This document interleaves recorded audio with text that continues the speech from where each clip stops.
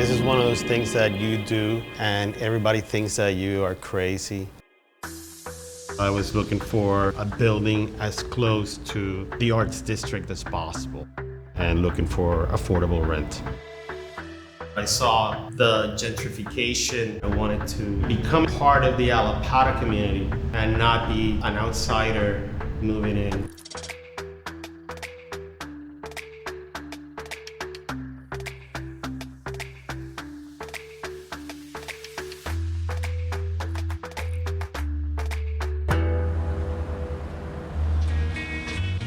Definitely have had a relationship with Paco for a good 10 years. Paco is constantly considering things that I would never even think of.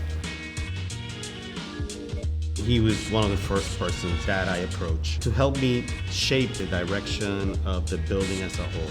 Clearly he had a much bigger vision or understanding of this than I did at the time, because this building needed a lot of work. The annex is intended to support underserved and underrepresented communities. Folks who want to curate. Often my work intersects all the identities that I hold, which is being queer, which is being Black, which is being femme. So I created this concept called Imagine an Anthology of Black Thoughts. She started with an Instagram. She curated a number of artists to create videos. I was so moved and intrigued by it, taking this from Instagram, make it three-dimensional and experiential. I wanted to make sure that local artists produce these exhibitions. Frankie being one. He's part artist, part scientist. Somewhere in the middle, like not totally a scientist and getting further away from being just an artist.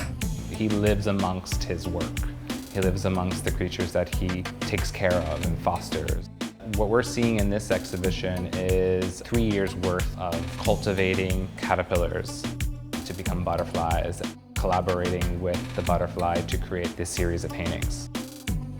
Next is the geodesic dome lab portion of the lab, an outdoor research space where I'm going to be able to produce more butterflies now that I have a safe space to have the host plants and the nectar plants. We're partnering with Paco and what he's been doing there. When you are invested and you own property as opposed to being a nomadic tenant, you engage the community in different ways, and the community engages with you in many different ways too.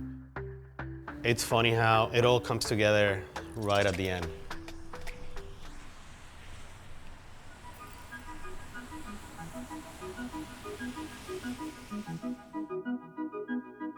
I don't think I would be able to have a practice in some ways if it wasn't for the generosity of Paco and being able to provide a sustainable, safe space for myself and my artists. The annex and working with Paco, the work that they've put out in the space has just showed you how versatile the space can be. And that's exciting, outwardly and then in, and then conceptually. Its mission is really about elevating community and communities.